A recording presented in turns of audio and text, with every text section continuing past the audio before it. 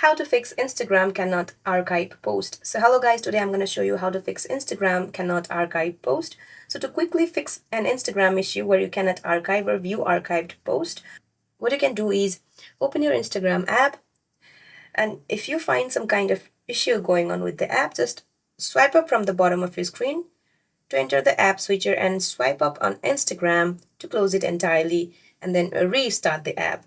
Now the next thing what you can do is update the app to the latest version. Just go to your Apple App Store or Google Play Store and find Instagram, and if you see an update option available here, just tap on update to get the latest version.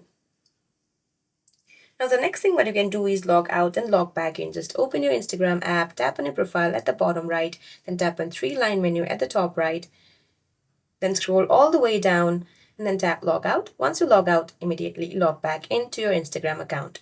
So that's it for this video guys. I hope this video is helpful. Please don't forget to like and subscribe. See you in my next one.